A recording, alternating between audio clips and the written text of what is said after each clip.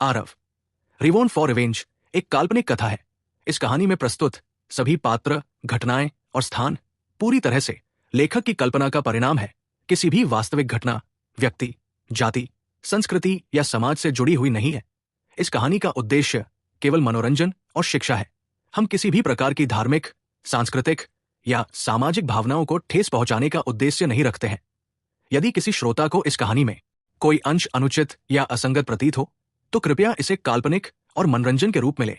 इस कहानी का श्रेय पूरी तरह से लेखक को जाता है। कहानी प्रस्तुति में हमारा एक भी श्रेय नहीं है, हम बस कहानी को आवाज देते हैं। अब आगे। प्रभारी लड़के की आरव से नजरें मिलाने की हिम्मत नहीं हुई और वो अजीब तरह से हंसा। मिशन के पॉइंट्स आरव के अकादमी टोकन में डाल दिए। जूनियर अप्रेंटिस भाई आरव, हो गया। आप वाकई बहुत अद्भुत हैं। इतना मुश्किल मिशन आपने, एक ग्रोटो प्रोफाउंड मार्शल आर्टिस्ट, इसे सचमुच पूरा कर लिया। प्रभारी लड़के ने हंसते हुए कहा। आरव मुस्कुराया और बोला, बस एक संयोग था। आरव ने टोकन रख दिया, भीड़ को अलग किया और सीधे चला गया। जैसे ही वह गया, बाकी लोगों ने तुरंत उसे घेर लिया। वरिष्ठ प्रशिक्षु भाई, आरव ने कौन सा 3 स्टार मिशन निकाला है? हाँ, हमें बताओ। अकादमी के नियमों के अनुसार एक छात्र द्वारा मिशन पूरा करने के बाद मिशन की जानकारी का खुलासा किया जा सकता है, बेशक निर्देशांकों के अलावा। प्रभारी लड़के बुरी तरह परेशान था। वो बस कड़वाहट से मुस्कुराया और कहा, यह 8 नंबर का मिशन है। आरव ने जो निकाला था वो 3 स्टार जेड स्तंभ पर 8 नंबर का मिशन था। वहां उपस्थित सभी लोग एकदम चुप हो गए। एपिसोड 1450, क्रोध। तुमने क्या कहा? आरव वो वापस आ गया? रमीन धनपाल के मुंह से यह खबर सुनकर लेखराज धनपाल लगभग उछल पड़ा। रमीन धनपाल के चेहरे पर भी बहुत भद्दा भाव था। उसका चेहरा इतना उदास था कि उससे पानी टपकने लगा था। उसने धीरे से सिर हिलाया और गंभीर भाव से कहा, अभी कुछ देर पहले ही आरव 9 रागों वाला मानसिक अमर फल लेकर मिशन सौंपने मेरिट हॉल गया था। खबर मिलते ही मैं तुरंत तुम्हें ढूंढने आया था। तो फिर नस का क्या? क्या कोई खबर है? लेखराज धनपाल ने घबराई हुई नजरों से पूछा। अब वो आरव को मारने की परवाह नहीं कर सकता था। नस का जीवन या मृत्यु ही वो प्रश्न था जिसकी उसे सबसे ज्यादा चिंता थी। हालांकि रमीन धनपाल ने अपना सिर हिलाया और कहा, नस्क वापस नहीं आया, कोई खबर नहीं है। लेखराज धनपाल का चेहरा पीला पड़ गया और वो बेसुध होकर बोला, असंभव, असंभव, नस्क को किसी काम से देर हो गई होगी। रमीन धनपाल ने गहरी सांस ली और कहा, तुम्हें भी इतनी चिंता करने की जरूरत नहीं है। मेरे विचार से छोटे नस्क को कुछ मामलों में देर हो गई होगी। आरव की ताकत के साथ उसके साथ कुछ भी करना असंभव है। लेखराज धनपाल के चेहरे के भाव थोड़े नरम पड़ गए और उसने मुस्कुराते हुए कहा, बड़े भाई ने जो कहा वो सही है। मैं यहां चिंता में डूबा हुआ था। हालांकि आरव ये बदमाश अजीब है, लेकिन नस्क से निपटने के लिए वो बिल्कुल भी योग्य नहीं है। रमीन धनपाल की भौहें तन गई, लेकिन उन्होंने कहा, अभी भी कुछ ऐसा है जो मैंने तुम्हें नहीं बताया है। आरव है, उसने न केवल मिशन पूरा किया बल्कि स्वर्ग झलक देवता क्षेत्र में भी प्रवेश कर गया। रमीन धनपाल के हाव भाव बदल गए।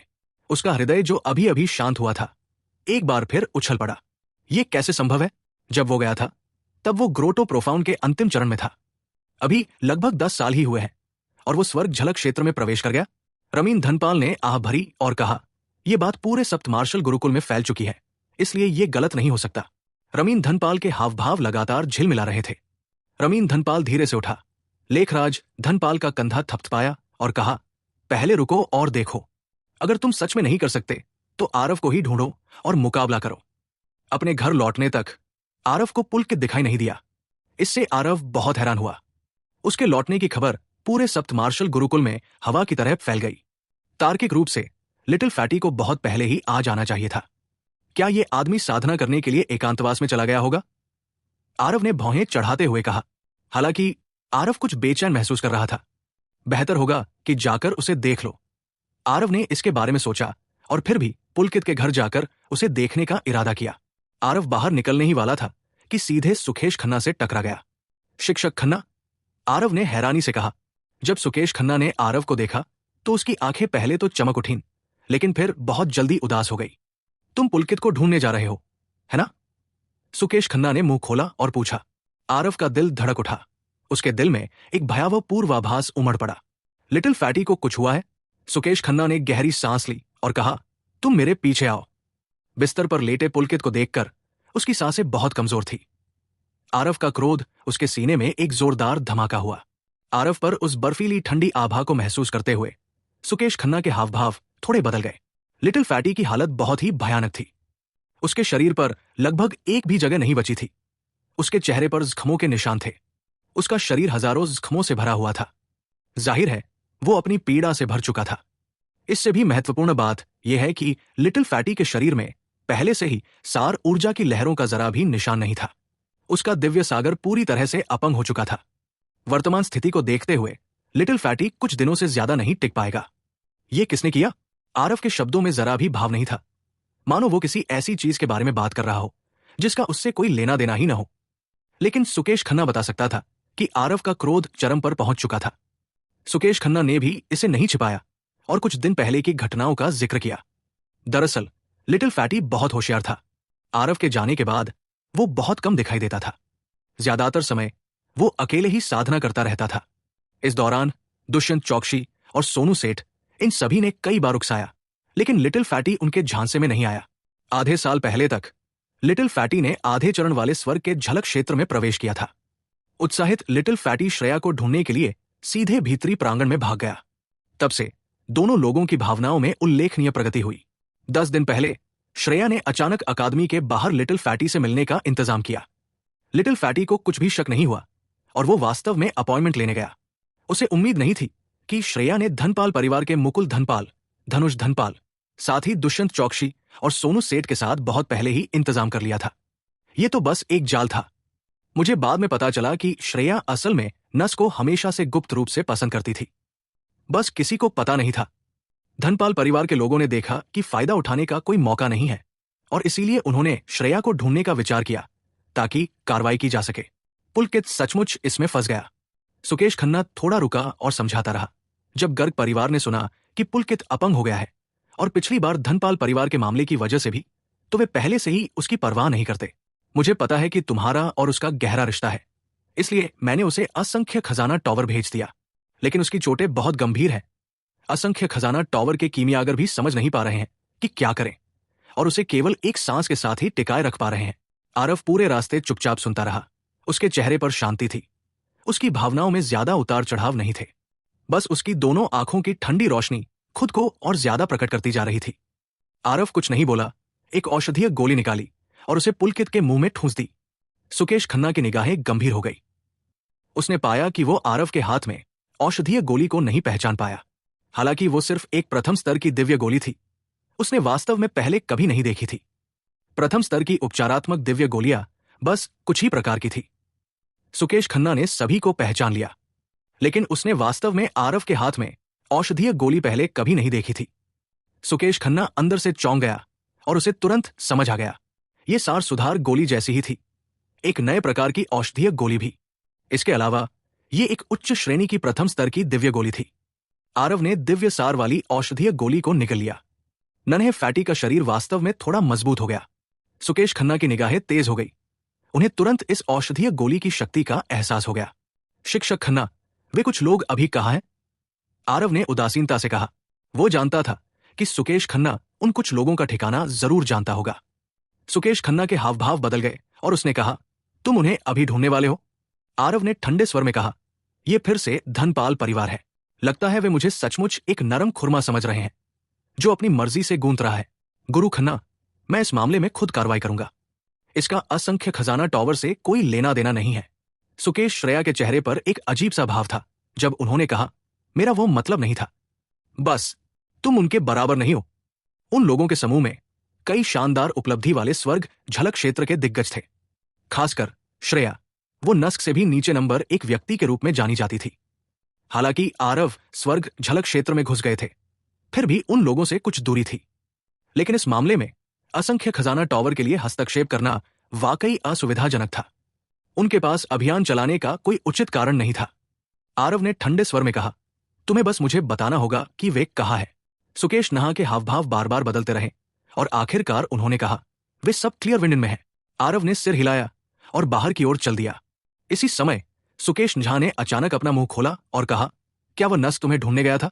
आरव का चेहरा रुक गया और उसने मुंह खोलकर कहा, हाँ। सुकेश झा फिर चौंक गया और आश्चर्य से बोला, तुम लोगों ने पहले भी मारपीट की थी, फिर तुम वापस आ गए? वह मर गया। आरव ने हल्के से ये शब्द लिखा और दरवाजे से बाहर चला गया। एपिसोड 1451।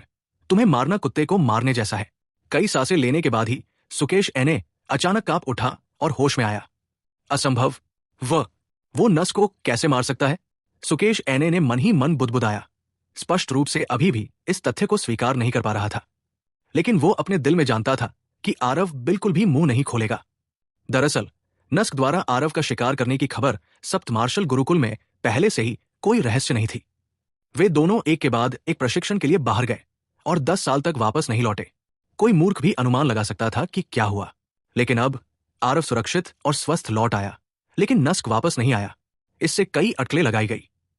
बेशक हो सकता है कि आरव ने नस्क को झकझोरने के लिए कोई तरीका अपनाया हो, जिसके परिणाम स्वरूप नस्क को अब तक ये पता न चला हो कि आरव पहले ही लौट चुका है, लेकिन यह भी संभव था कि नस्क छोटी दुनिया में पहले ही गिर चुका हो। दरअसल ज्यादातर लोग अभी भी पहले वाले की तरफ झुके हुए थे। आखिरकार नस्क की ताकत जगजाहिर थी। भले ही आरव स्वर्ग के झलक क्षेत्र में पहुंच भी गया हो, फिर भी नस्क का मुकाबला करना संभव नहीं था।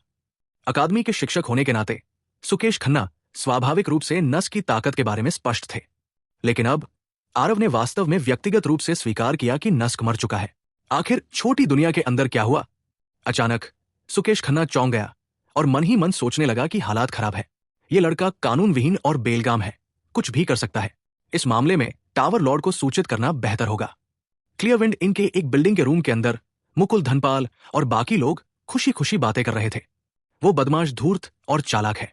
हमने बहुत सोचा और वो अकादमी से बाहर एक कदम भी नहीं निकलने को तैयार था। फिर भी सीनियर अप्रेंटिस सिस्टर श्रेया ही प्रभावशाली है। जैसे ही आप कोई कदम उठाते हैं, वो बदमाश आज्ञाकारी होकर उसके झांसे में आ जाता है। दस्यंत चौकसी के चेहरे पर खुशी थी। बस बगल में बैठे असंतुष्ट सोनू सेठ के चेहरे के भाव थोड़े अस्वाभाविक थे, लेकिन वो ये भी जानता था कि नस के साथ उसकी असमानता बहुत ज्यादा है। कोई संभावना ही नहीं थी। श्रेया, जो सम्मान की कुर्सी पर बैठी थी, अब भी एक ठंडी और घमंडी सूरत लिए हुए थी, मानो किसी देवी का स्वभाव झलक रहा हो। पुलकित का जिक्र करते हुए उनके चेहरे पर घृणा के भाव थे।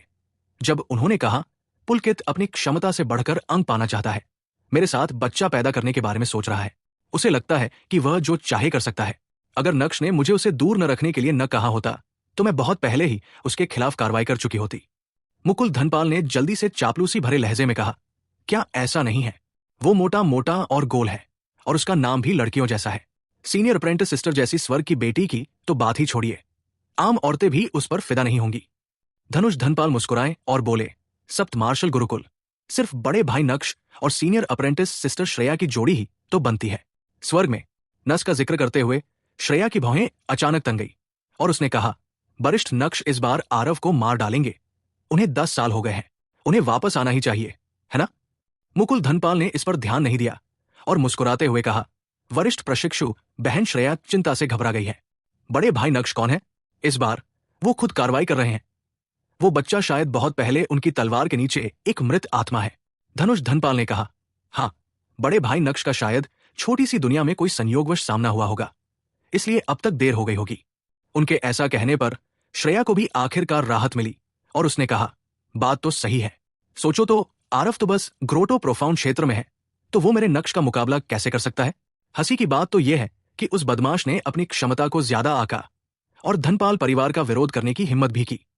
सच में, अगर वो मौत को गले न लगाता तो मरता ही नहीं। ओह, क्या ऐसा है? ठीक इसी समय बॉक्स रूम के बाहर एक बर्फीली सी आवाज सुनाई दी। धमाका! दरवाजा एक जोरदार झटके से टूट गया, जिससे एक ठंडे चेहरे वाली आकृति दिखाई दी। कौन है? हिम्मत करने की। आरव, तुम नहीं मरे। दस्यंत चौकसी गुस्से से उबलने ही वाला था कि अचानक उसने साफ देखा कि जो दरवाजा खड़ा था वही दुस्वप्न जैसा अस्तित्व था। आरव, यह सदमा किसी भी तरह से मामूली नहीं था। सिर्फ वही नहीं, जब बॉक्स रूम में सभी ने आरव को देखा तो उनके चेहरे बेहद आकर्षक हो गए। आरव के लौटने की खबर सप्त मार्शल गुरुकुल में पहले ही फैल चुकी थी। संयोग की बात यह थी कि ये कुछ लोग उस समय शहर में एक छोटी सी सभा कर रहे थे और उन्हें आरव के लौटने की खबर के बारे में बिल्कुल भी पता नहीं था। अगर उन्हें पता होता तो वे शहर में आराम से घूमने की हिम्मत नहीं करते। तुम लोग बहुत निराश हो कि मैं नहीं मरा, है ना? लेकिन चूंकि मैं नहीं मरा तो तुम्हारा कयामत का दिन आ गया है। आरव ने बेपरवाही से इन चंद लोगों को मौत की सजा सुना दी। श्रेया और बाकी लोग बस हैरान थे और आरव की धमकी को बिल्कुल भी गंभीरता से नहीं लिया। आखिरकार उनमें से 3 तो स्वर्ग झलक के भव्य समापन वाले दृश्य भी थे, जबकि आरव तो केवल प्रारंभिक चरण का स्वर्ग झलक था। रुको, प्रारंभिक चरण का स्वर्ग झलक?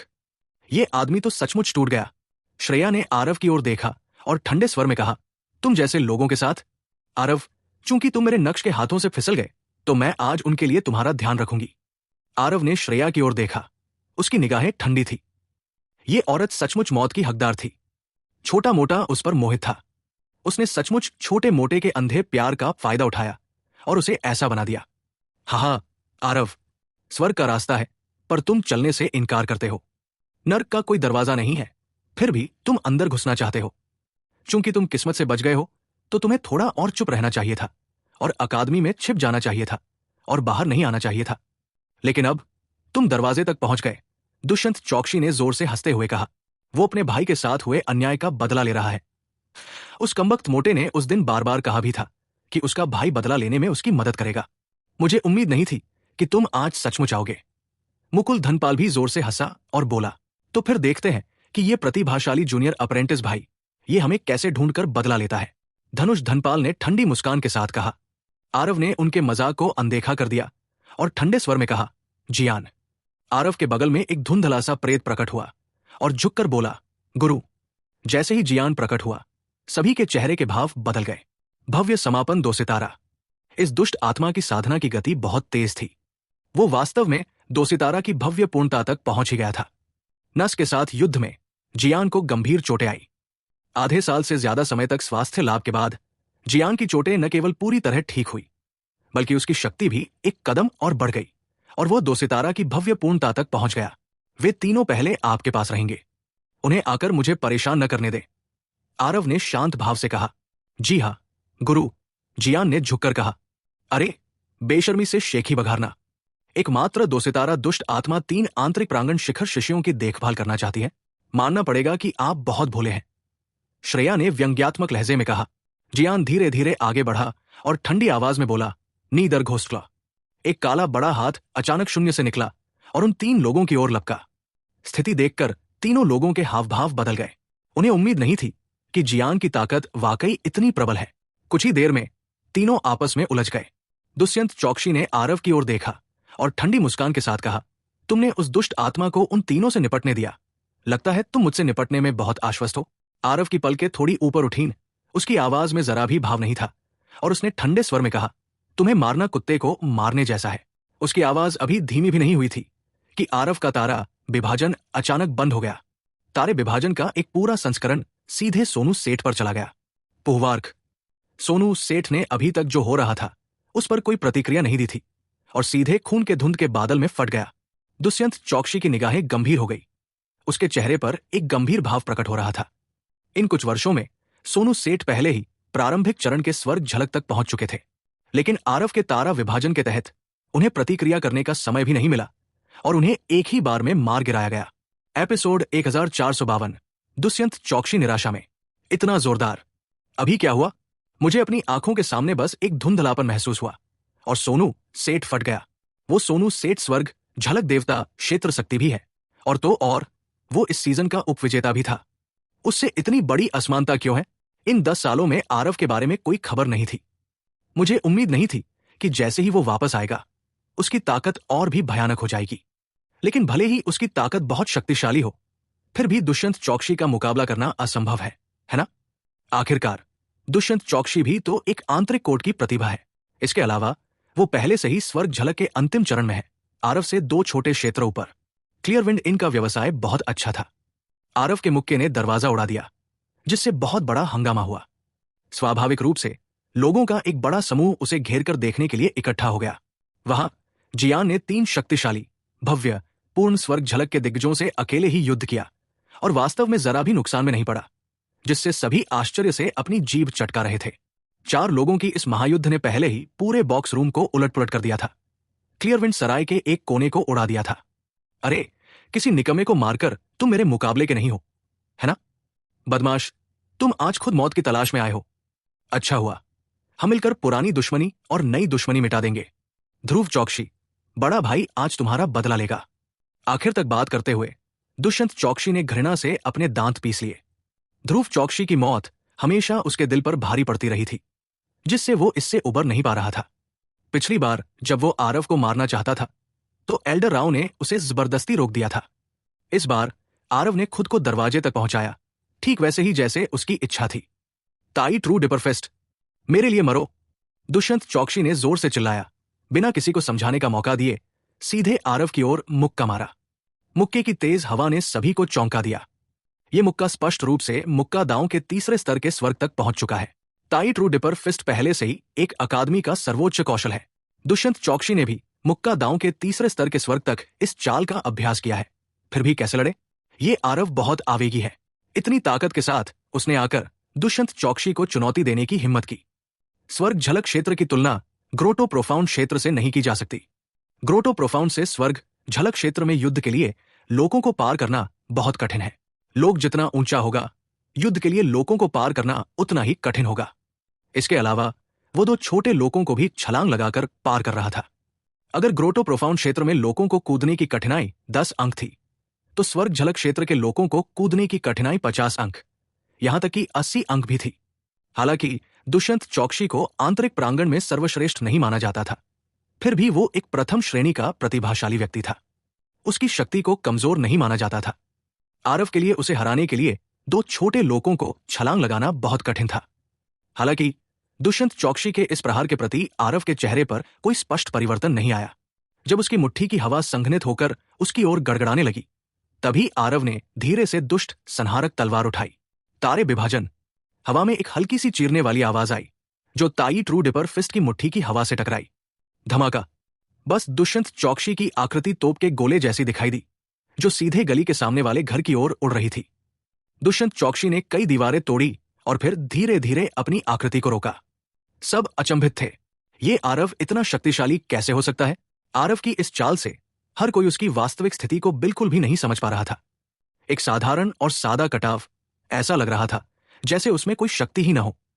यहां तक कि आध्यात्मिक ऊर्जा में भी कोई हलचल नहीं थी। लेकिन शक्ति कितनी भयानक थी! पहली बार पूर्ण संस्करण तारे विभाजन का उदय हुआ था। इससे पहले जब आरव ने इस चाल का इस्तेमाल किया था, तो उन्होंने ग्रोटो प्रोफाउंड क्षेत्र में रहते हुए एक स्वर्ग झलक शक्ति को मार गिराया था। अब आरव ने प्रारंभिक चरण के स्वर्ग झलक को तोड़ दिया। इस चाल की शक्ति की तुलना और कुछ नहीं की जा सकती। एक ही चाल में दुष्यंत चौकसी को हराना कोई असाधारण बात नहीं थी। वास्तव में उनकी चंद्रमा का पीछा करने वाली चाल अभी तक प्रकट नहीं हुई थी। वो निकले तो प्रारंभिक चरण का स्वर्ग झलक और वो अंतिम चरण के स्वर्ग झलक को भी ध्वस्त कर सकता है। ये शक्ति भी बहुत डरावनी है ना? सबने कहा कि आरव की प्रतिभा नस्क से बेहतर है। पहले मुझे विश्वास नहीं होता था, अब मुझे सचमुच विश्वास है। ये तो बहुत ही भयानक है। वो तलवार, मैं बिल्कुल भी समझ नहीं पा रहा था। इतनी जबरदस्त शक्ति होने के बावजूद उसने ये कैसे किया? आरव की शक्ति का अंदाजा उसके राज्य की सतह पर बिल्कुल भी नहीं लगाया जा सकता था। उसके अराजक दिव्य सिद्धांत और अराजकता स्वर्ग खोलने वाली तलवार कला के संयोजन में उसकी कितनी क्षमता थी, ये केवल उसका प्रतिद्वंद्वी ही अनुभव कर सकता था। अब दुष्यंत चौकसी ने इसका अनुभव किया। झप! अचानक एक प्रतिबिंब दीवार से बाहर निकला और अविश्वसनीय गति से सप्त मार्शल गुरुकुल की ओर तेजी से बढ़ा। यह दृश्य बहुत अप्रत्याशित था। सभी ने इस पर कोई प्रतिक्रिया नहीं दी। पुहवार्क! भागते समय दुष्यंत चौकसी ने मुंह में खून उगल दिया। इस समय उसे अपने शरीर पर लगी चोटों की परवाह कैसे हो सकती थी? उसने अपनी पूरी ताकत लगा दी। लक्ष्य तो सप्त मार्शल गुरुकुल ही था। जब तक वो सप्त मार्शल गुरुकुल में घुस सकता है, आरव उसे मारने की हिम्मत नहीं करेगा। बहुत ताकतवर। ये आदमी इतना ताकतवर कैसे हो सकता है? वो तो बस शुरुआती दौर का स्वर्ग झलक है। उस समय जब नस्क शुरुआती दौर के स्वर्ग झलक नाम में पहुंचा था, तो वो मध्य चरण के स्वर्ग झलक के शक्तिशाली लोगों से मुकाबला कर सकता था। लेकिन ये तो बस मुकाबला करना है। लेकिन आरव, वो सचमुच। दुष्यंत चौकसी के हृदय में भयानक लहरें उठीं। वो सचमुच कल्पना भी नहीं कर पा रहा था कि स्वर्ग झलक क्षेत्र में पहुंचने के बाद आरव वास्तव में इतना भयानक था। उसके हृदय में अभी भी आधा वाक्य बाकी था जो कहा नहीं गया था। आरव की वर्तमान शक्ति के साथ उसे मारना सचमुच कुत्ते को मारने जैसा था। दुष्यंत चौकसी हताश होकर भागा। उसने अपने शरीर के परिश्रम को चरम सीमा तक उत्तेजित कर दिया। इसी क्षण उसने कामना की कि उसके माता पिता उसे एक अतिरिक्त जोड़ी पैर दे दे, या उसे एक जोड़ी पैर दे दे। वो सप्त मार्शल गुरुकुल में उड़ना चाहता था। उड़ो! अचानक आकाश से एक आकृति उसके सामने उड़ती हुई उतरी। निराशा नाम की एक भावना ने तुरंत उसके पूरे शरीर को भर दिया। वो कैसे भूल सकता था कि आरव तलवारबाजी की उड़ान जानता था।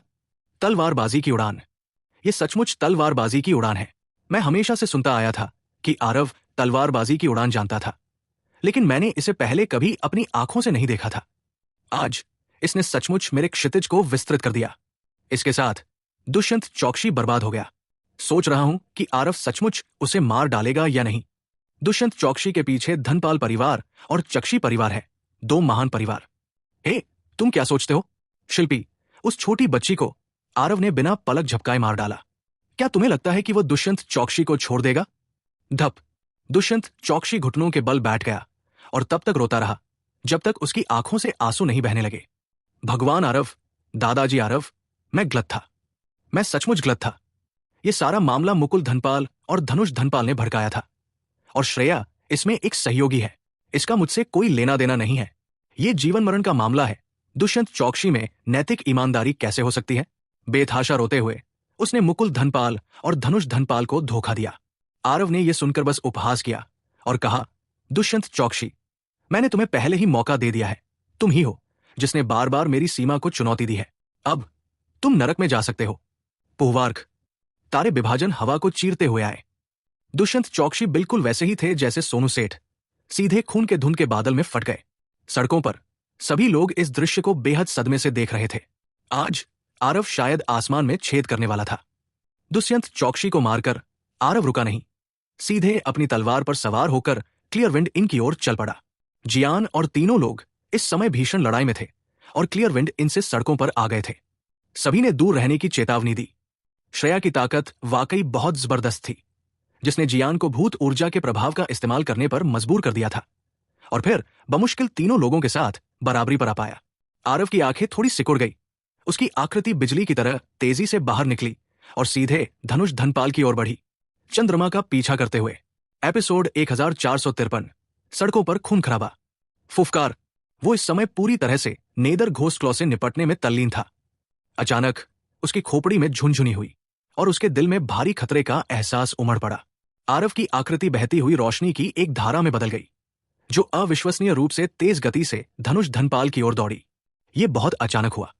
आरव की गति बहुत तेज थी, इतनी तेज कि हर कोई उस पर प्रतिक्रिया नहीं कर सका। पीछे से आ रही संकट की भावना नेदर घोस्टक्लॉ से भी ज्यादा तेज थी। मुड़ने में बहुत देर हो चुकी थी। धनु धनपाल ने एक बैकहैंड वार किया। उसी समय उसने एक बैकहैंड हथेली से नेदर घोस्टक्लॉ की ओर थप्पड़ मारा। धनुष धनपाल की प्रतिक्रिया तेज नहीं थी, यह तो नहीं कहा जा सकता था, लेकिन आरव उससे भी तेज था। खड़खड़ाहट। पुहवार्क, पुहवार्क। आरव और धनुष धनपाल ने लगभग एक ही समय में मुंह में ताजा खून उगल दिया। आरव का शरीर पीछे की ओर उड़ गया। हालांकि धनुष धनपाल आरव से कहीं ज्यादा दुखी था। जियान और आरव के बीच सहयोग को शब्दों में व्यक्त करने की बिल्कुल भी आवश्यकता नहीं थी। जैसे ही आरव ने कदम बढ़ाया, जियान ने आरव का इरादा समझ लिया। उसने अपना हमला धनुष धनपाल पर केंद्रित रखा। धनुष धनपाल की तेज हथेली नेदर घोस्टक्लॉ के हमले को कैसे रोक सकती थी? शत्रु द्वारा आगे और पीछे से हमला किए जाने के कारण धनुष को तुरंत भारी चोटें आईं। यह दृश्य बहुत जल्दी और अचानक हुआ। श्रेया और मुकुल धनपाल दोनों ही इस पर प्रतिक्रिया नहीं कर सके। जब तक वे प्रतिक्रिया करते, तब तक धनुष धनपाल बुरी तरह घायल हो चुका था और अब और लड़ने में असमर्थ था। यह भी एक कारण था कि धनुष धनपाल की अधिकांश शक्ति जियान पर केंद्रित थी, जिससे आरव की चोटें बहुत गंभीर नहीं थी। अन्यथा धनुष धनपाल की भव्य पूर्ण स्वर्ग झलक शक्ति के साथ उस पर जोरदार प्रहार करने पर आरव को गंभीर रूप से घायल होना पड़ता, भले ही वो मर न जाए। स्वर्गीय वज्र तीव्र तावीज के संवर्धन के बिना आरव अभी भी स्वर्ग की झलक के भव्य समापन के सामने थोड़ा कमजोर था। हालांकि आरव को अपने शरीर पर लगी चोटों की बिल्कुल भी परवाह नहीं थी। जैसे ही वो जमीन पर गिरा, उसकी लंबी तलवार घूम गई और वो वास्तव में एक बार फिर वापस आ गया, चंद्रमा का पीछा करते हुए। आरव की ये चाल उस समय साहेब के रोमिंग क्यूई रिटर्निंग टू बॉवेल्स का संदर्भ देती थी। उस समय साहेब की चाल, जिसमें बाहर निकलने के लिए शक्ति उधार ली गई थी, एक ही सांस में पूरी हो गई, लगभग बिना किसी दरार के। लेकिन अब आरव की चाल उसकी चाल से अलग थी, लेकिन इस चाल में उसके साथ अलग अलग तरीकों से एक ही लक्ष्य को प्राप्त करने की वही चतुराई थी। यह अवसर क्षणभंगुर था। आरव धनुष धनपाल को सांस लेने का मौका नहीं देना चाहता था। हु आरव एक बार फिर बहते हुए प्रकाश की धारा में बदल गया, जो धनुष धनपाल की ओर बढ़ रहा था। लेकिन इस समय धनुष 2 जोरदार प्रहारों से उड़ गया। उसका पूरा शरीर अभी जमीन पर नहीं उतरा था।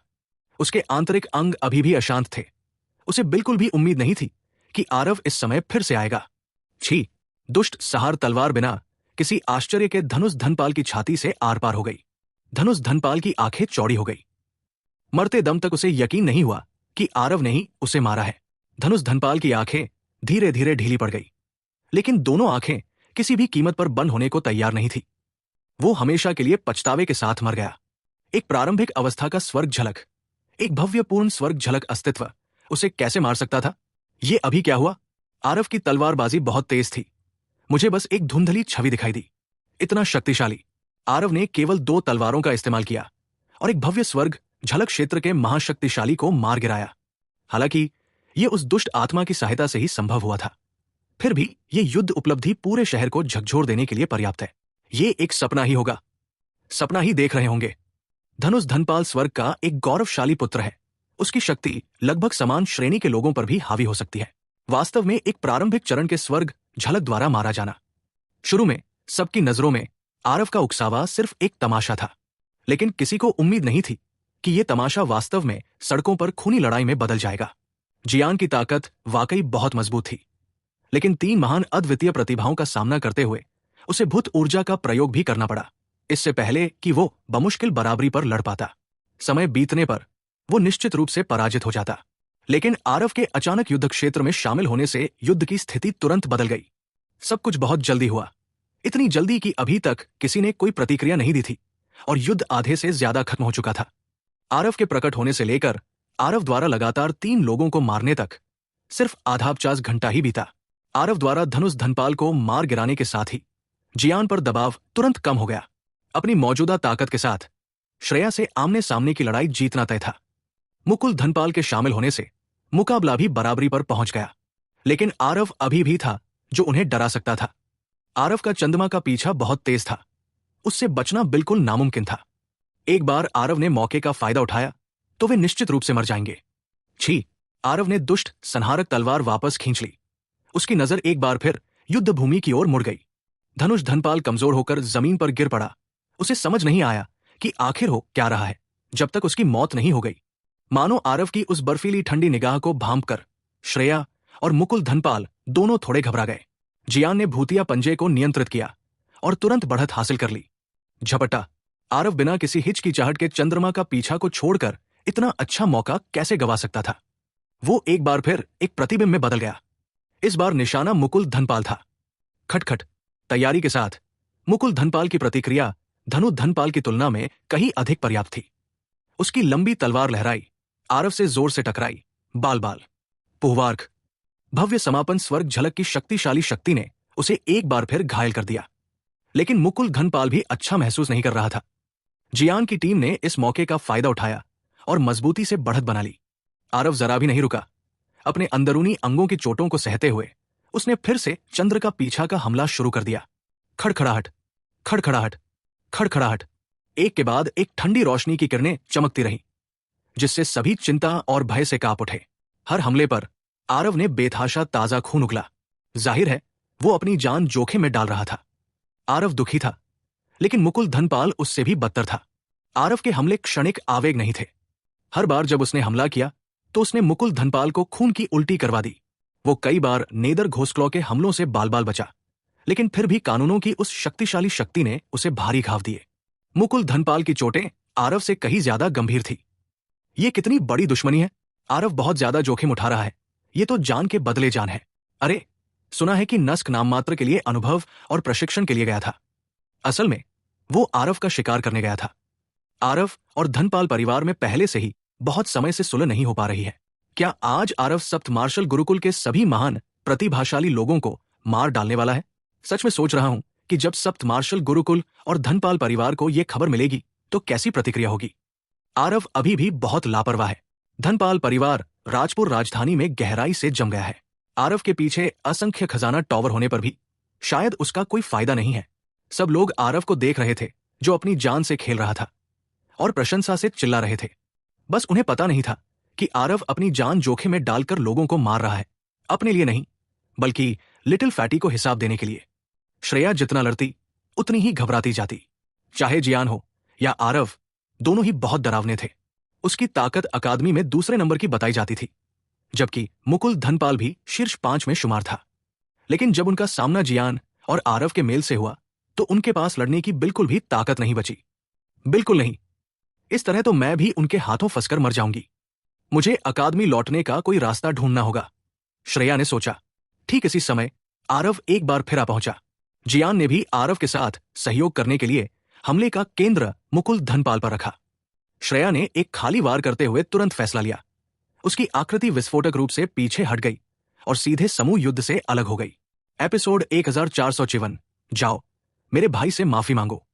श्रेया के पीछे हटने से मुकुल धनपाल सीधे आगे और पीछे दोनों तरफ से हमले की स्थिति में आ गया। जियान के अत्याचार और आरव की भयानक गति के कारण वो लगभग निश्चित रूप से मर जाएगा। तुम्हारे पिता तुम्हारे साथ लड़ेंगे। मुकुल धनपाल श्रेया पर हमला करने की जहमत नहीं उठा सका। उसके पास आरव के साथ आपसी विनाश करने का ही समय था। उसने सीधे ही नेदर घोस्टक्लॉ के विरुद्ध रक्षा छोड़ दी, अपनी शेष शक्ति को केंद्रित किया और आरव से भिड़ गया पूरी ताकत से। एक भव्यपूर्ण स्वर्ग झलक का चौतरफा हमला। वर्तमान आरव इसका बिल्कुल भी सामना नहीं कर सका। जियान, आरव चिल्लाया। जियान तुरंत समझ गया। नीदर घोस्टक्लॉ ने मुकुल धनपाल पर वार करना तुरंत छोड़ दिया। उसने अपना वार आरव और मुकुल धनपाल के बीच फैला दिया, जिससे दोनों अलग हो गए। लेकिन यह अभी खत्म नहीं हुआ था। आरव के दोनों पैर सीधे नीदर घोस्टक्लॉ की हथेली पर पड़े। धमाका। मुकुल धनपाल का वार अचानक नीदर घोस्टक्लॉ की पीठ पर लगा। एक जबरदस्त प्रहार के साथ आरव ने मुंह में ताजा खून उगल दिया। चंद्रमा का पीछा करते हुए इस विशाल बल के उभार को उधार लेकर नीदर घोस्टक्लॉ की हथेली आरव की चंद्रमा का पीछा करते हुए बार मुकुल धनपाल का वार, नीदर घोस्टक्लॉ की स्थानांतरित शक्ति और चंद्रमा का पीछा करते हुए की गति। इस क्षण में आरव की गति चरम सीमा तक तेज थी। सभी ने अपनी आंखों के सामने बस एक धुंधलापन महसूस किया। आरव की आकृति जहां वो खड़ा था वहां से गायब हो गई। श्रेया अभी 200 फीट से ज्यादा दूर ही निकली थी कि अचानक उसे पीछे से एक शक्तिशाली तलवार आती हुई महसूस हुई। उसके शरीर के सारे रोंगटे खड़े हो गए। बहुत तेज। इस समय श्रेया की पीठ आरव की ओर थी, पूरी तरह से खुली हुई। बचाव का बिल्कुल भी समय नहीं था। पिफ्ट। आरव की गति के आगे 200 फीट से ज्यादा की दूरी बस एक झटके की बात थी। बिना तैयारी के दुष्ट संहारक तलवार सीधे श्रेया के पेट में जा लगी। अर्घ्य। श्रेया जोर से और उदास होकर चीखी। उसके दिव्य सागर में दिव्य सार मानो कोई नदी अपने किनारों को तोड़कर उन्मत्त होकर बह रही हो। इस क्षण में बहुत सी अप्रत्याशित घटनाएं घटीं। बाहरी लोग इसकी कल्पना भी नहीं कर सकते थे। आरव की प्रतिक्रिया अत्यंत तीव्र थी। उसने भारी चोटें सहन की और बलपूर्वक इस हमले को अंजाम दिया। ये चोट श्रेया के लिए घातक नहीं थी, लेकिन वो पहले ही अपंग हो चुकी थी। श्रेया का दिव्य सागर पूरी तरह से नष्ट हो गया था। इस समय उसमें कोई दिव्य सार नहीं था। पुहवार्क। इस समय आरव की चोटें अब और नहीं दबाई जा सकी। वे बेतहाशा फूट पड़ी। ताजा खून ने तुरंत उसके कपड़े रंग दिए। लेकिन वर्तमान आरव युद्ध के देवता के समान थे, जो सभी को विस्मय और श्रद्धा से भर रहे थे। आरव के प्रकट होने से लेकर 3 लोगों को मारने और 1 को घायल करने तक शुरू से अंत तक केवल 1/4 घंटे का समय लगा। अगर उन्होंने इसे स्वयं न देखा होता तो उन्हें बिल्कुल भी विश्वास नहीं होता कि एक प्रारंभिक स्तर का स्वर्ग झलक मार्शल कलाकार वास्तव में इतना शानदार कारनामा कर सकता है। सभी ने इस दृश्य को अविश्वसनीय आश्चर्य से देखा और एक शब्द भी नहीं कहा। उनके मन में उस समय जो विस्मय था, उसे व्यक्त करने के लिए उनके पास शब्द नहीं थे। आरव, मैं तुम्हें मार डालूंगा। तुमने तो सचमुच मेरी साधना ही बर्बाद कर दी। पूरी गली में बस श्रेया की तीखी चीख सुनाई दे रही थी, साथ ही जियान और मुकुल धनपाल की लड़ाई की आवाजें भी। उससे पहले हुए वार में जियान को भी काफी चोटें आई थी, लेकिन मुकुल धनपाल, जो पहले से ही बुरी तरह घायल था, उससे निपटना ही काफी था। आरव श्रेया के सामने लड़खड़ा गया। श्रेया ने जब आरव को देखा तो उसकी आंखों से आग उगलने लगी। आरव, तुम एक भयानक मौत मरोगे। मैं तुम्हें श्राप देती हूं। थप्पड़। एक करारा थप्पड़ गुंजा सीधे श्रेया के पूरे शरीर पर लगा। वर्तमान श्रेया के शरीर की रक्षा करने वाला कोई दिव्य तत्व नहीं था। वो आरव के थप्पड़ को कैसे झेल पाती? उसका आधा सुंदर चेहरा तुरंत सूजकर स्वर के सिर जैसा हो गया। आरव की निगाहें बर्फीली ठंडक से भरी थी। उसने अपनी हत्या की मंशा को जरा भी छिपाने की कोशिश नहीं की। इस थप्पड़ के बाद श्रेया तुरंत आज्ञाकारी हो गई। उसे आखिरकार एहसास हुआ कि अब वो स्वर्ग की वो गौरवशाली बेटी नहीं रही, बल्कि एक अपंग, लिटिल फैटी जैसी अपंग हो गई थी। श्रेया ने अपना चेहरा ढक लिया और आरव की ओर देखा। उसकी आंखों में भय से भरी साफ आंसुओं की 2 पंक्तियां लगातार बह रही थी। वर्तमान श्रेया की नजर में आरव एक राक्षस था जो बिना पलक झपकाए लोगों को मार डालता था। लेकिन आरव को जरा भी दया नहीं आई। चलो मेरे भाई से माफी मांगो। आरव ने श्रेया को सीधे ऊपर खींच लिया। धमाका। वहां नेदर घोसक्लॉ ने नीचे पटक दिया। मुकुल धनपाल मृत से भी ज्यादा मृत था।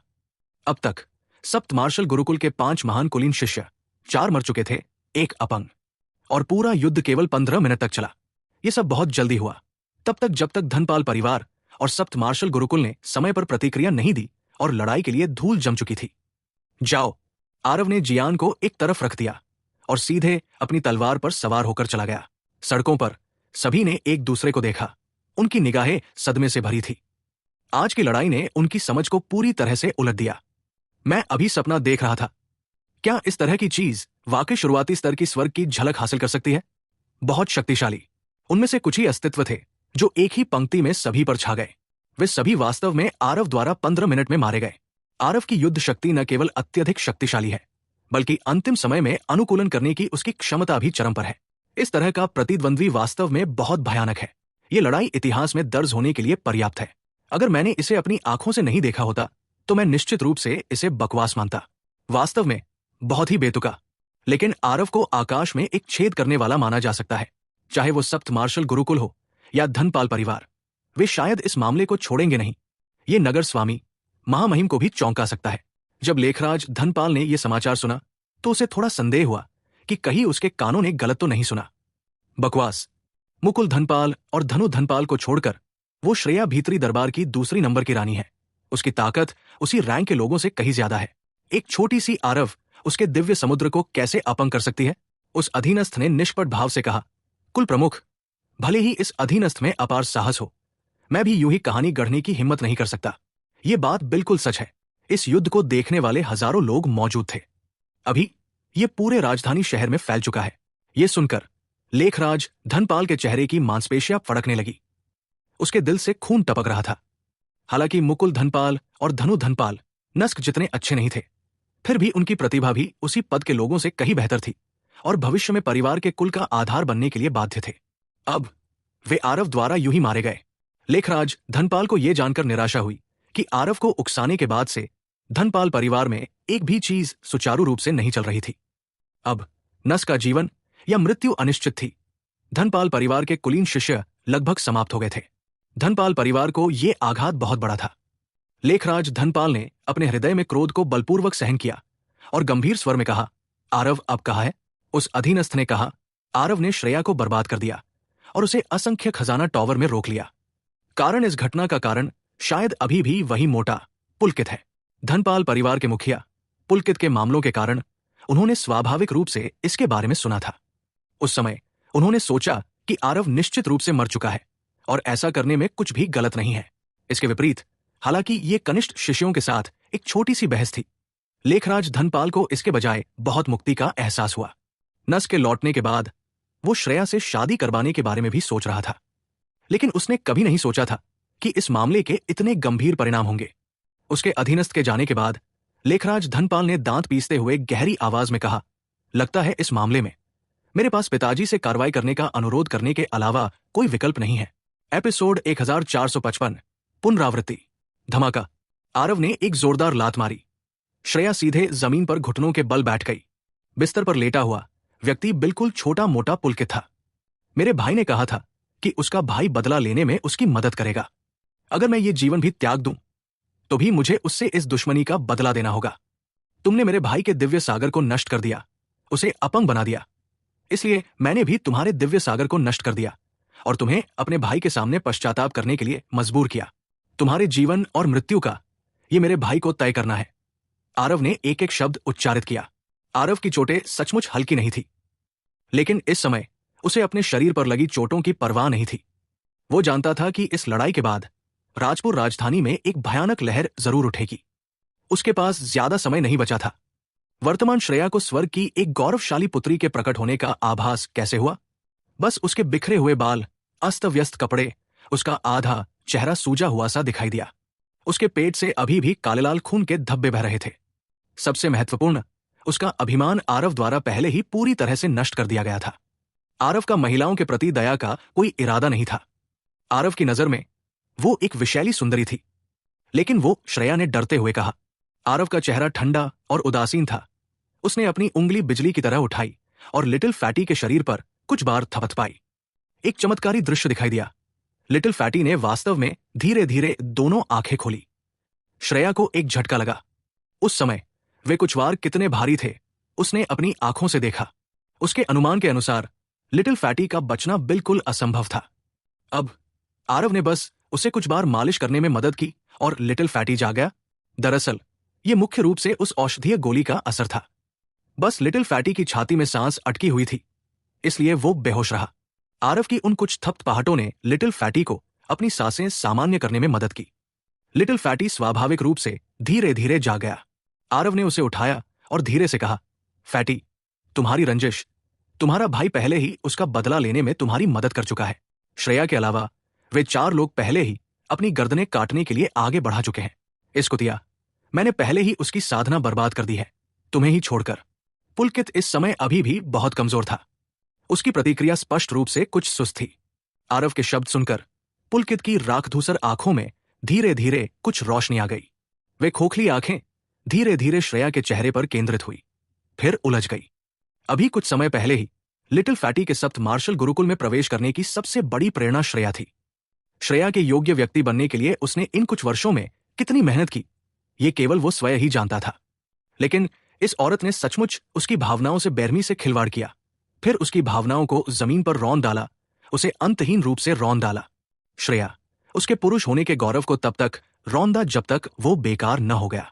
अब जब वो फिर से उठा तो स्वर्ग की ये अभिमानी बेटी वास्तव में एक डरपोक बदसूरत औरत बन गई। उसके सामने घुटनों के बल बैठी थी।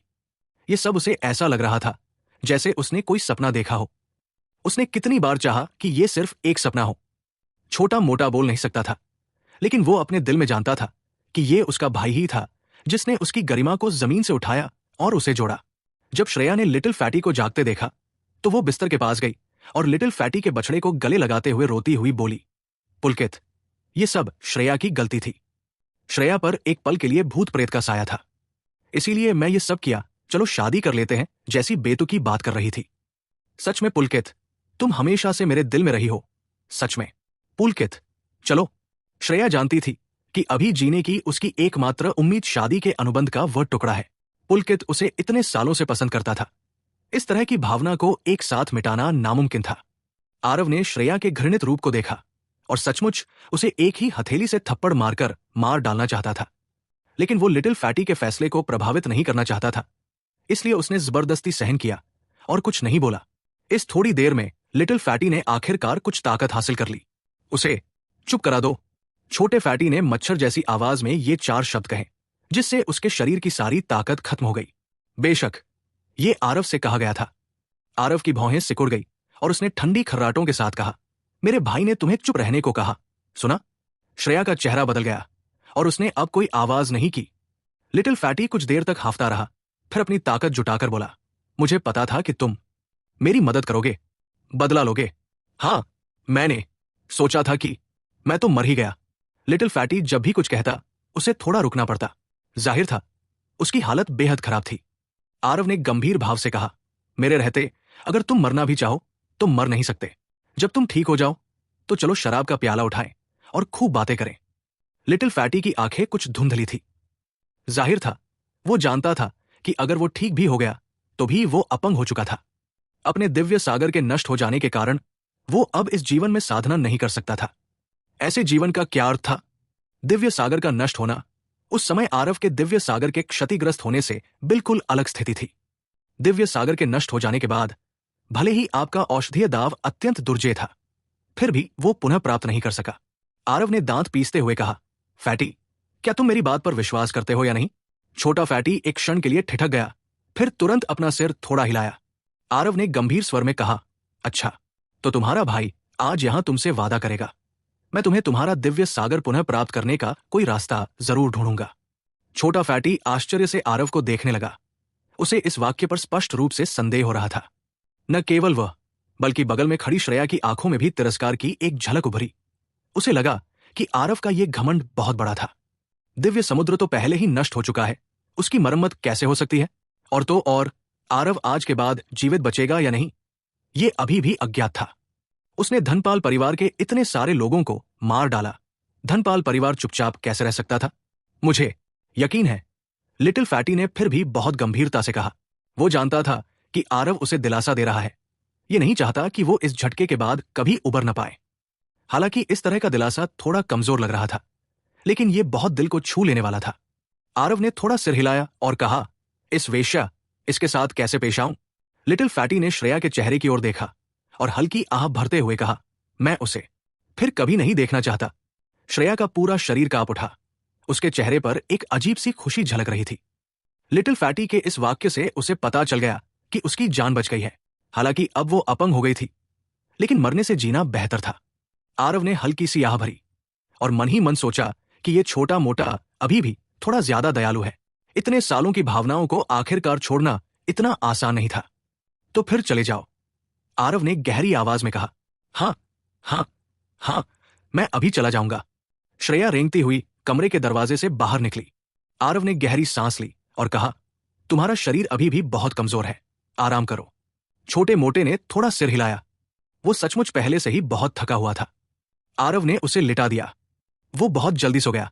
श्रेया असंख्य खजाना टॉवर से बाहर निकली, अपने शरीर पर लगी चोटों को नजरअंदाज करते हुए और बेतहाशा दौड़ती हुई। वो जल्द से जल्द यहां से निकल जाना चाहती थी, इस लानत भरी जगह से। आगे धनपाल परिवार की ब्रिगेड पहले ही आ चुकी थी। श्रेया उत्साह से हंसी और बोली, आरव, मैं देखती हूं कि तुम आज कैसे नहीं मरोगे। ठीक इसी समय उसके पीछे से एक बर्फीली सी आवाज सुनाई दी, मैं मरूं या न मरूं, तुम्हें इसकी चिंता करने की जरूरत नहीं है, लेकिन तुम तो मर ही गए हो। उहवार्क। श्रेया ने अभी कुछ प्रतिक्रिया भी नहीं दी थी कि उसका पूरा अस्तित्व खून के बादल में बदल गया और हवा के साथ उड़ गया। एपिसोड 1456, धनपाल परिवार की असली ताकत। आरव, तुम सड़कों पर हत्या करने की हिम्मत कैसे कर सकते हो? तुम कैसे दलील दे सकते हो? दूर से लेखराज की दहाड़ सुनाई दी। फिर वो पागल कुत्ते की तरह झपटा। एक मूल देवता क्षेत्र की शक्तिशाली आभा ने पूरी लंबी गली को आध्यात्मिक ऊर्जा से तरंगित कर दिया। उसने देखा कि आरव अकेला था और वो आरव को अचानक बिजली की गड़गड़ाहट जैसी गति से मारना चाहता था, जिससे कान ढकने का भी समय न बचे। इस तरह उसका असंख्य खजाना टॉवर से कोई लेना देना नहीं रहेगा। आरव ठंडी हंसी हंसा। उसका आकार जमीन से ऊपर उठ गया। लेखराज एक भूखे बाघ की तरह था जो अपने शिकार पर झपट रहा था, लेकिन चूक गया। आरव तलवारबाजी से उड़ान भरने को तैयार था, पहले से ही एक अपराजेय स्थिति में स्थापित था। इस राजपुर राजधानी में उसे छूने में सक्षम लोग भी बस कुछ ही थे। आरव गर्व से आकाश में खड़ा हो गया और तिरस्कार से बोला, लेखराज, ये तुम्हारा धनपाल परिवार है जिसने खेल के नियम तोड़े हैं। सबसे पहले इस आरव ने 100 शहरों के प्रगलन परीक्षण में भाग लिया था। तुम्हारे धनपाल परिवार ने टीम का नेतृत्व करने के लिए एक मूल देवता क्षेत्र के महाशक्तिशाली व्यक्ति की व्यवस्था की थी। असफल होने पर यह हत्या बन गई। उस बार इस आरव ने इसे सहन किया, लेकिन इस बार मैं खुद को प्रशिक्षित करने और संयमित करने के लिए बाहर गया था। तुम सबने अकादमी के नियमों का फिर से उल्लंघन किया, नस को मुझे पकड़ने के लिए भेजा और यहां तक कि धनपाल परिवार के शिष्यों को मेरे भाई को गंभीर रूप से घायल करने और उसे अपंग बनाने की अनुमति भी दी। आरव की आवाज एक बड़ी घंटी जैसी थी। कई गलियों दूर से लोगों ने इसे सुना और तुरंत हंगामा मच गया। धनपाल परिवार भी बहुत ज्यादा है, कमजोरों को धमकाने के लिए अपनी ताकत का इस्तेमाल कर रहा है। एक युवा छात्र के साथ वास्तव में ऐसे घृणित तरीके का इस्तेमाल करना। आरव ने 100 शहरों के प्रगलन परीक्षण में बहुत बड़ा योगदान दिया है और यहां तक कि नगर स्वामी महामहिम के लिए 4 सितारा दिव्य गोली भी जीती है। वे सभी वास्तव में आरव के साथ इसी तरह पेश आए। हाय, धनपाल परिवार एक हाथ से आसमान ढक रहा है। नगर स्वामी भी बीच बचाव करने नहीं आता। इससे लोग बहुत निराश हो जाते हैं। धनपाल परिवार इन कुछ सालों में दबंगई का आदी हो गया था। बहुत से लोग बहुत पहले ही उनसे नाराज हो चुके थे। आरव की इस टिप्पणी से तुरंत जनता में आक्रोश फैल गया। कई लोग धनपाल परिवार के व्यवहार पर व्यंग्य कर रहे थे। हालांकि लेखराज धनपाल का ध्यान इस पर बिल्कुल नहीं था। उसकी नजर आरव पर टिकी थी और उसने गंभीर स्वर में कहा, तुमने सचमुच नस को देखा था। अब उसकी हालत कैसी है? आरव ने व्यंग्यात्मक लहजे में कहा, कैसे? जब से मैं वापस आया हूं। क्या तुम्हें अभी तक इसका एहसास नहीं हुआ? असंभव। अपनी ताकत से तुम नस को कैसे मार सकते हो? लेखराज धनपाल दहाड़ा। वो हमेशा अपने दिल में उम्मीद पाले रहता था। सोचता था कि नस्क किसी वजह से देरी से आ रहा है। अब आरव के मुंह से यह बात सुनकर भी उसे यकीन करने की हिम्मत नहीं हुई। उसे लगा कि आरव जानबूझकर उसे उकसा रहा है। आरव ने ठंडी मुस्कान के साथ कहा, तो क्या तुम्हारी नजर में मैं श्रेया और मुकुल धनपाल उन सबको मार सकता हूं? सच तो यह है कि वे सब मर चुके हैं। ये शब्द सुनकर लेखराज धनपाल का चेहरा पीला पड़ गया। उम्मीद की आखिरी किरण भी आरव ने पूरी तरह से मिटा दी। नस्क सचमुच मर गया। हे भगवान, आरव ने यह कैसे कर दिखाया? यह सुनकर कि नस्क ने बहुत लंबे समय से अपने राज्य को दबा रखा है। अगर वो चाहे तो वो कभी भी मूल देवता क्षेत्र में घुस सकता है। ये आरव वाकई बहुत भयानक है। हालांकि श्रेया को अकादमी में दूसरे नंबर की खिलाड़ी माना जाता था, लेकिन वो नस्क की ताकत से बिल्कुल अलग स्तर पर है। अब ये मजेदार है। धनपाल परिवार के 3 सबसे मजबूत जूनियर आरव द्वारा पूरी तरह से मार गिराए गए। नस्क कई सौ सालों से राजपुर राजधानी में प्रसिद्ध था। उसे 1 लाख सालों में दिव्य प्रभु लोक में पहुंचने की सबसे बड़ी उम्मीद रखने वाला युवा प्रतिभाशाली माना जाता था। उसकी ताकत एक नजर में देखी जा सकती थी, लेकिन ये अद्वितीय प्रतिभा फिर भी आरव के हाथों में पड़ गई। एक शुरुआती दौर के स्वर्ग झलक मार्शल आर्टिस्ट के हाथों। इस नतीजे ने सभी को इसकी कल्पना भी नहीं करने दी। लेकिन 10 साल बीत चुके थे। आरव का यहां खड़ा होना यह पहले से ही कई समस्याओं का संकेत था। नस्क शायद सचमुच मर गया था। अहंकारी बालक, मेरे धनपाल परिवार के सिर पर चढ़ने की हिम्मत, मर जा। ठीक इसी समय भीड़ से एक अद्वितीय शक्तिशाली आभा आकाश की ओर उठी। कानूनों की एक भयानक शक्ति ने तुरंत आरव को जकड़ लिया। इस परिवर्तन ने आरव को पूरी तरह से अचंभित कर दिया। बचने की चाहत में पहले ही बहुत देर हो चुकी थी। धनपाल परिवार की भीड़ में वास्तव में एक शक्तिशाली व्यक्ति छिपा था जो उड़ सकता था। निसंदेह यह बूढ़ा व्यक्ति धनपाल परिवार का पूर्वज और लेखराज के पिता था। आधे कदम का दिव्य प्रभु लोक, बहुत शक्तिशाली। आरव में आधे कदम के दिव्य प्रभु लोक के सामने लड़ने की जरा भी ताकत नहीं थी। पुहवार्क, धनपाल परिवार के पूर्वज का आना अभी बाकी था और कानूनों की शक्ति के दबाव में आरव का खून पहले ही बेतहाशा बह चुका था। वर्तमान आरव पर जख्मों के ऊपर जख्म थे जो अब और प्रतिरोध करने के लिए पूरी तरह से शक्तिशाली थे। लेकिन तभी असंख्य खजाना टॉवर से एक और शक्तिशाली आभा फूट पड़ी। धमाका, कानून की 2 भयानक शक्तियां हवा में टकराई, जिससे एक शक्तिशाली हवा का झोंका उठा। हवा में मौजूद आरव इस हवा के झोंके से सीधे उड़ गया और असंख्य खजाना टॉवर की छत पर जोर से टकराया। रमीन धनपाल, तुम मेरे असंख्य खजाना टॉवर के प्रवेश द्वार पर लोगों को मार रहे हो। क्या अब भी तुम मुझ असंख्य खजाना टॉवर के मीनार के स्वामी का सम्मान करते हो? राम कुमार अपने हाथ पीठ पीछे करके दूर से रमीन धनपाल की ओर देखते हुए खड़े थे। उनकी आभा जरा भी कमजोर नहीं थी। रमीन धनपाल का चेहरा उतर गया और उन्होंने ठंडी खर्राटों के साथ कहा, राम कुमार, इस बदमाश की खातिर तुम मेरे धनपाल परिवार का विरोध करने की हिम्मत कैसे कर सकते हो? राम कुमार ने आरव को एक नजर देखा और मन ही मन आह भरी। ये लड़का वाकई मुसीबत खड़ी करने में बहुत सक्षम था। इससे राजपुर राजधानी के आसमान में मानो एक छेद हो गया। राम कुमार ऊपर से तो शांत था, लेकिन अंदर ही अंदर वो थोड़ा घबराया हुआ था। वो बाहर की स्थिति पर नजर रखे हुए था, लेकिन अंदर ही अंदर हमेशा दुविधा में रहता था। जब तक रमीन धनपाल ने कत्लेआम मचाएगा तब तक उसने भी कोई फैसला नहीं कर पाएगा। लेकिन इसमें कोई शक नहीं कि आरव का मूल्य बहुत ज्यादा था। सुकेश खन्ना ने उसे बताया कि आरव ने एक अनजानी औषधीय गोली का इस्तेमाल करके सचमुच लिटिल फैटी को चमत्कारिक ढंग से जिंदा कर दिया। इससे क्या जाहिर हुआ? आरव के हाथों में जो नई गोली के नुस्खे थे वे शायद उन 1-2 से कहीं ज्यादा थे। हालांकि वो अभी भी मन ही मन हिचकिचा रहा था। राम कुमार ने ऊपर से कुछ भी नहीं बताया और ठंडे स्वर में कहा, आरव मेरे असंख्य खजाने टावर का मेहमान कीमियागर है। क्या तुमने मुझसे उसे छूने के बारे में पूछा है? रमीन धनपाल का चेहरा ठंडा पड़ गया और उसने गंभीर स्वर में कहा, इस लड़के ने नस्क, धनुष और मुकुल को मार डाला और अब मेरे धनपाल परिवार के साथ एक ही आसमान के नीचे नहीं रह सकता। मुझे परवाह नहीं कि वो कौन सा अतिथि कीमियागर है। अगर आज तुम उसकी रक्षा करने की हिम्मत करोगे तो ये बूढ़ा आदमी कत्लेआम मचा सकता है। जाहिर है नस्क के मारे जाने की खबर सुनकर रमीन धनपाल भी पूरी तरह से पागल हो गया था। राम कुमार ने जब यह सुना तो उसने ठंडे स्वर में कहा, तुम जैसे लोगों के साथ? उसकी ताकत कमोबेश रमीन धनपाल जितनी ही थी। कोई भी एक दूसरे का कुछ नहीं बिगाड़ सकता था। हत्याकांड की बात कहाँ हो रही है? कौन जानता था कि रमीन धनपाल ने ठंडी खीस भरी और कहा, राम कुमार, तुम मेरे धनपाल परिवार की ताकत को भी बहुत कम आंक रहे हो। राम कुमार के चेहरे के भाव बदल गए। अनगिनत सैनिक सड़कों पर उमड़ पड़े, पूरी गली को घेर लिया। ये लोग बिल्कुल सिटी लॉर्ड मैनर के पहरेदार थे। दूर से एक शक्तिशाली आभा पास आ रही थी। काले कवच पहने हुए बेहद विस्मयकारी लग रहे थे। टॉवर लॉर्ड रामकुमार, असंख्य खजाना टॉवर और राजपुर राजधानी इतने सालों से हमेशा परस्पर लाभकारी और जीत जीत वाले रहे हैं। एक जूनियर के लिए इसे इतना अप्रिय बनाने की क्या जरूरत है? जो बोल रहा था वो वास्तव में नगर रक्षकों का सेनापति चड्डा था। ये चड्डा भी अर्धचरणीय दिव्य प्रभु महाप्रवीण था। ये सुनकर रामकुमार पर तुरंत गहरा दबाव पड़ा, लेकिन ये अभी खत्म नहीं हुआ था। एक और शक्तिशाली आभा आकाश की ओर उठी, अंततः रमिन धनपाल के पास रुकी, जो दूर से रामकुमार का सामना कर रहा था। एक और अर्धचरणीय दिव्य प्रभु महाप्रवीण। बस उस व्यक्ति के चेहरे पर भाव जटिल थे। उसकी निगाहें दया भरी नजरों से आरव की ओर देख रही थी। ये व्यक्ति कोई और नहीं बल्कि सप्त मार्शल अकादमी प्रमुख आर्यमन थे।